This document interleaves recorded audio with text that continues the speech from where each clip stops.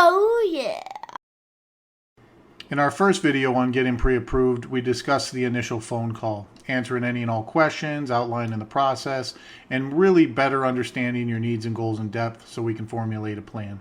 In this video, we're going to talk about the phone application. I promise it's something you do not have to get prepared for. Whenever you're ready and comfortable to move forward, we can do it from any place at any time. My one true wish after the phone call with any and all of my clients is that you recognize that I am truly on your team. We're not here to sell you, we're here to educate you. But most importantly, we got to get your file in order. We're on the same team. It's vital that we're open and honest with each other and that you know that I'm here to check all the boxes on your needs and goals. But before we can get there, we got to go through the process. It's very important that you never withhold any information or not disclose liabilities that may not show up, whether it's on credit, pay stubs, you name it. Lenders pull multiple QC reports and it will show up somewhere. In most cases, I know it's a stressful process, especially when you're not in control. I'm the same way, but please don't overthink it.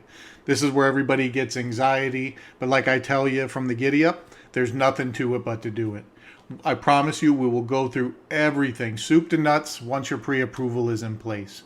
And please do know that sometimes delays happen. We're ordering third-party verifications. Somebody may be out, it's delayed, but I promise you we're behind the scenes driving them absolutely bananas to return it to us.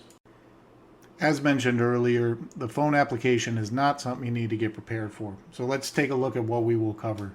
Your legal names, how they show up, if there's any variances, obviously your date of birth, any and all addresses you lived at in the last 2 years, who you work for, what your title is, how long you've been with them. We have to cover a full 2 years on employment. Income, are you paid hourly or salary? Are you self-employed?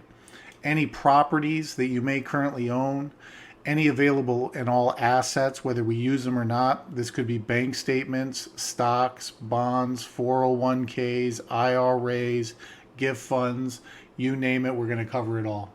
Co-signed liabilities, did you co-sign for somebody's car and they pay for it, or do you pay for it? Because we can omit it if we can prove another party pays for it.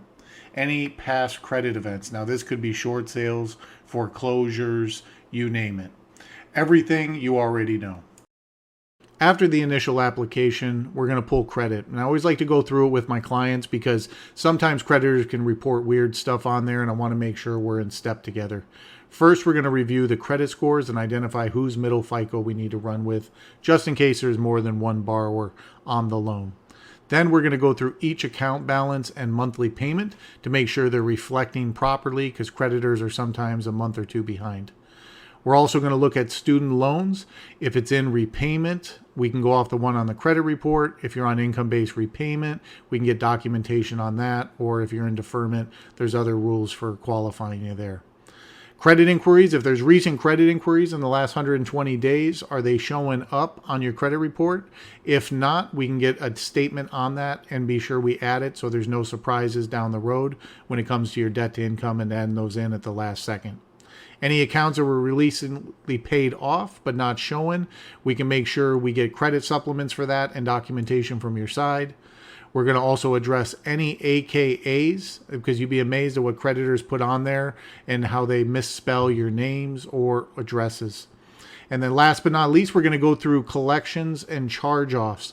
There's different rules for different collections and charge-offs. So based upon the program you're using, we want to make sure we identify them and properly add them in. Upon completion of your application, we're going to email you a customized list of documents that we need from you specifically. Here, everything is based around you. It's very important that you turn those documents around to us, and ideally within 3 to 5 business days. The reason is because our team is going to start working immediately on ordering all verifications of employment with any employer that you worked for in the last 2 years. We're going to generate any credit supplements that we may need to get in front of that's showing on the credit report, draft letters of explanation for questions that the underwriter may have, and get your file dialed in completely. Oh yeah!